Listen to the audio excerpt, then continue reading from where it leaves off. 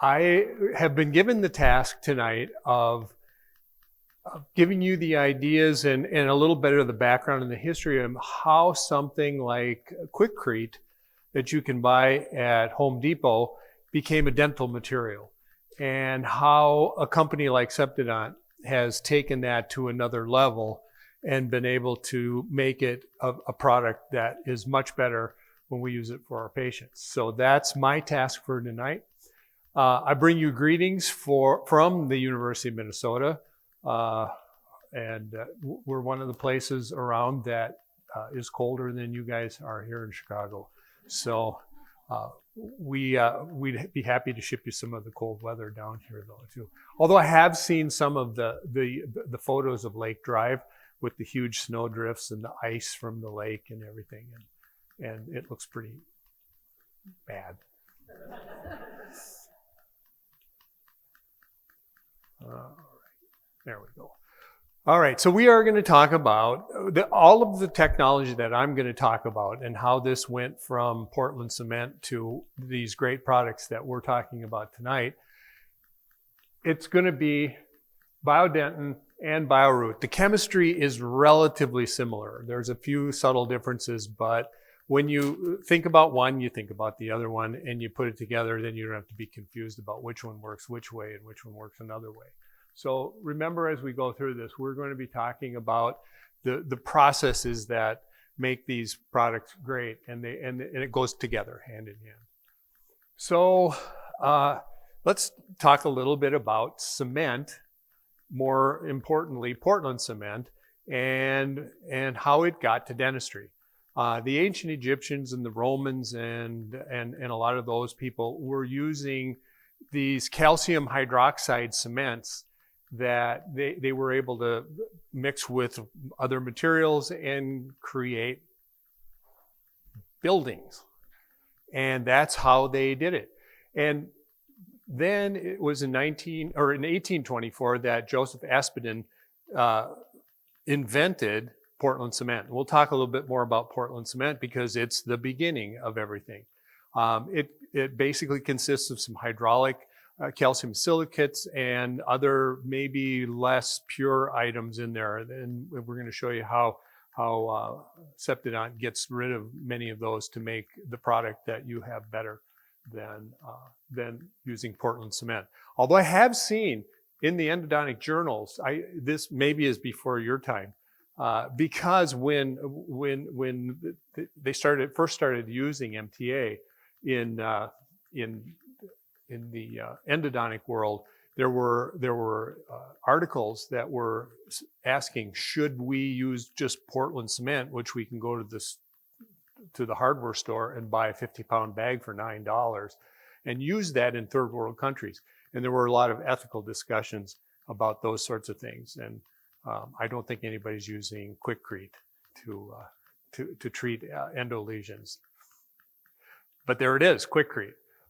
What is in Quikrete? Quikrete is tricalcium silicates, dicalcium silicates, tricalcium aluminates, and tetracalcium aluminoferrate.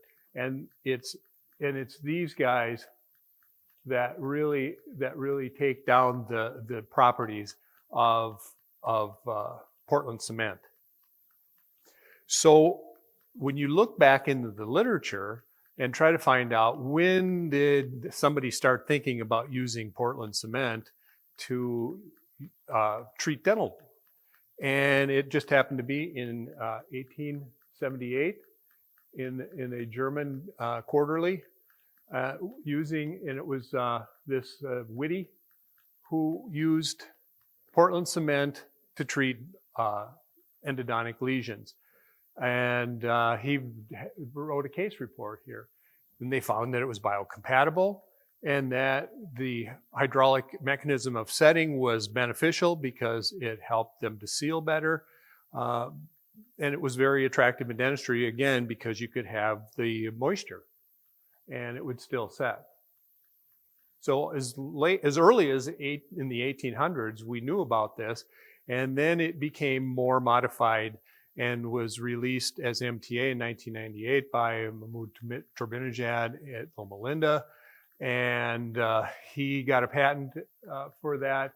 and it became ProRoot MTA by Tulsa Dental Products in Oklahoma. They were using it for pulp caps, endodontic repairs, and things like that. MTA brought a new era to endodontics and to general dentistry too, because there were some things that could be some resorption cases that could be treated, and it was good because it was biocompatible, like we were talking about earlier, and it had bioactivity, which we were talking about earlier. But it also had some not so good things, and those not so good things were the long set times, and that it became brittle with less than adequate hardness, and it stained teeth, and people didn't like mixing it. And those were all due to those extra components from the Portland cement that were not purified out of there. And so the answer and the solution was Septodont ABS technology. And this was designed in order to correct some of the shortcomings of MTA. And what did Septodont do in order to make it better? They sped up the set times. They created good hermetically sealed restorations. They increased the hardness to compare with dentin, which again beat MTA. And they minimized tooth staining, and they improved the handling characteristics while maintaining the biocompatibility and the bioactivity. So it became another step up the ladder from what MTA was. So let's talk a little bit quickly about biocompatibility. This is just some cells in culture that have been treated with or exposed to a control on the far left, biodentin in the middle, and MTA on the far right. And it was, and you can see that the biodentin cells maintain more cell numbers than MTA. Not as many as the control, but they found that it was not cytotoxic. So that's just a little bit of a visual look at what the biocompatibility looks like. This is one of the things that I talk to a lot of dentists who like to use products like Tricalcium for doing pulp caps.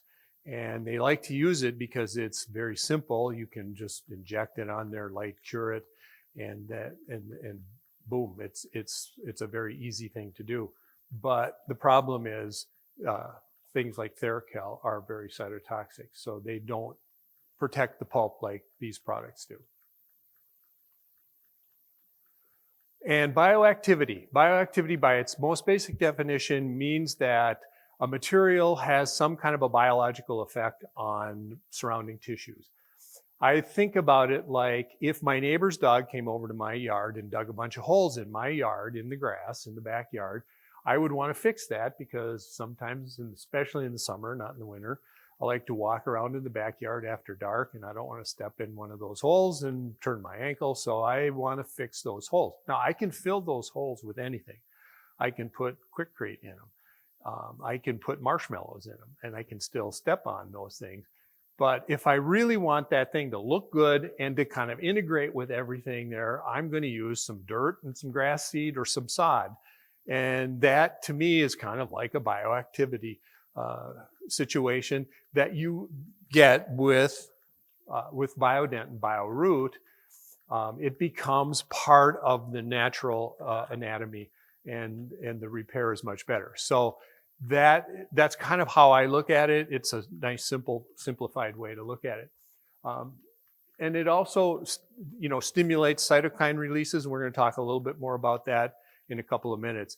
And it just allows the body to kind of protect the teeth, because if we want to really look at it, we should be protecting every tooth we can. Every pulp that we can save is great. Endodontics can get a lot of people out of pain, and when they need an endodontist, they need an endodontist. But many times, general dentists and endodontists can save pulps, and patients can be much better off. So vital pulp therapy is a very important thing for us to know more.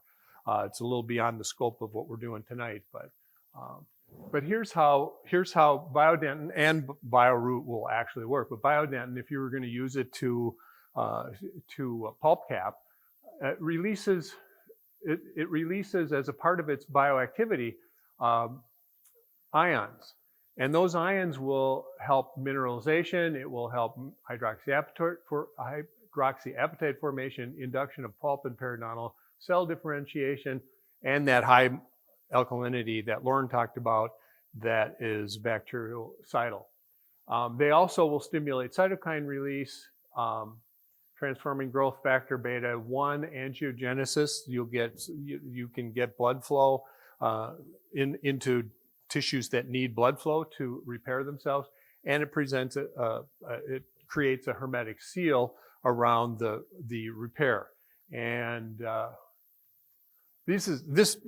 we don't have enough time to go through all of this stuff. I just put this in here to show you all of the things that are going on with Biodentin. When you put Biodentin next to a pulp, there's a lot of things that stimulates inside that pulp tissue, and in order for that pulp to heal and to create or to continue to have a pulp that's alive. And so it gives it the best chance to survive. So this is just a cartoon of the protein transforming growth factor beta 1, which is stimulated to be released by pulp cells when you put Biodentin on an exposed pulp, and it works by controlling cell growth, cell proliferation, cell differentiation, and apoptosis. So it really helps that pulp to come back from a dire situation. So let's compare MTA and Biodentin side by side. We would look at manipulation. Biodentin wins. We look at setting time. Biodentin wins. MTA is at 70 to 175 minutes for a set, and Biodentin is at 10 to 12. You look at the compressive strength. Biodentin wins. And you look at the mechanical resistance. Biodentin wins. So lined up side by side, Biodentin consistently wins over MTA, and I don't use MTA anymore in my practice at all. So this is what, again, we're here to talk about tonight, is these newer products or upgrades to great products, and we're making better products even better. And that should excite all of us, because we have a great job, and the things that we do to repair teeth is important. It's important to our patients, and the best things that we can do is give them the best treatment that's available. And that's why using materials like this is so important in your practices, whether they're expensive or whether they're not expensive. If they allow you to be the best dentist that you can, that's an intangible that you can never really refuse. So, Septodont improved the set time. They went from that 170 minutes for MTA to 10 to 12 minutes for Biodentin. And they have special properties of their materials that allow that set, and continually working on improving the set times. And so they're not satisfied with where it is. Septodont is working hard to even make things better for us and make it easier for us to work with our patients.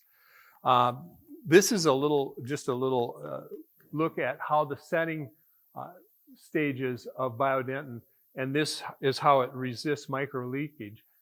When you have the dry powder and then you add the liquid, you get this gel that precipitates on the surface of all of the particles. And that gel basically fills in all the voids, and it creates that early hermetic seal, and it allows the biodentin to be sealing, because anytime we're working in the mouth, we're working in a microbial factory, and we need to protect that tissue right away. And this protects it right away. And then as things go on, you can see in this picture, hydroxyapatite crystals have started to form against the biodentin, and that is at the interface between the biodentin and the dentin of the tooth, and those hydroxyapatite crystals actually start to grow into the dental tubules and seals it even more and allows a hermetic seal long term. So you get the gel short term, and you get the hydroxyapatite for long term sealing, hermetically sealing these lesions or trauma cases. So how did they get the compressive strength? Well, I'm not a metal person or even a materials person, but these graphs really show it all. So if these graphs show the hardness, and the tricalcium silicate curve is this one, and that's the highest hardness. And some of the Portland cement type products have all these other components in them because they aren't as pure as biodentin. And so you can see if when Septodont can eliminate these other components of the old Portland cement, that it allows the material to have a much higher hardness. And that corresponds to this.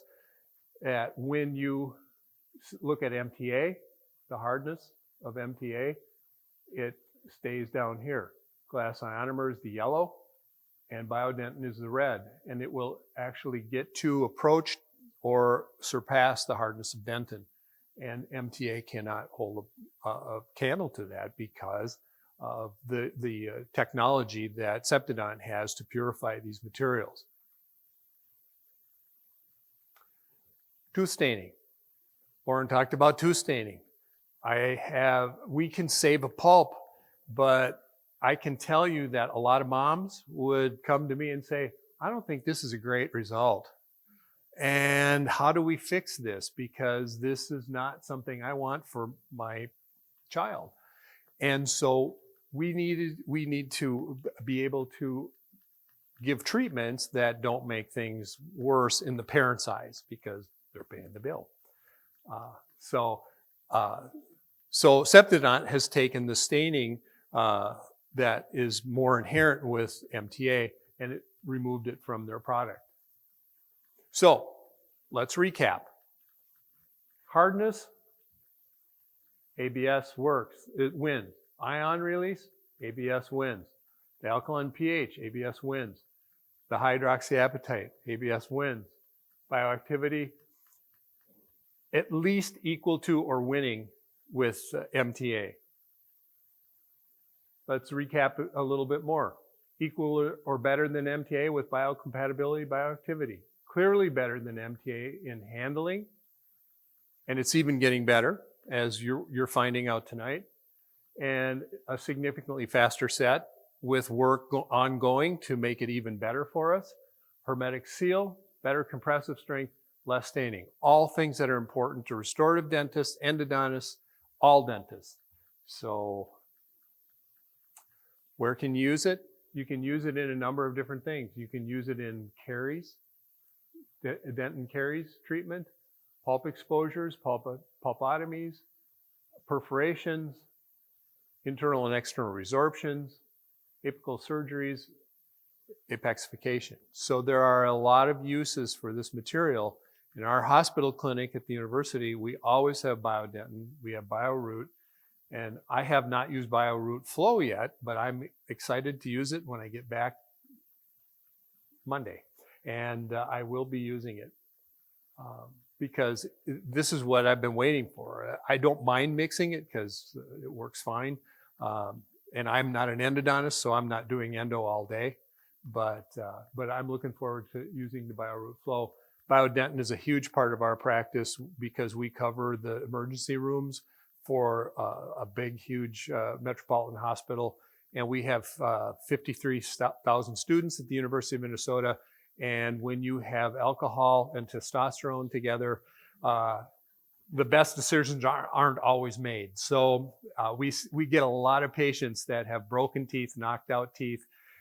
We get cases where somebody comes in to the emergency room and says, oh yeah, you know, I found my tooth in my pocket this morning. And when did you get it? Well, let's see, I think it was like last night or the night before. I'm not 100% sure.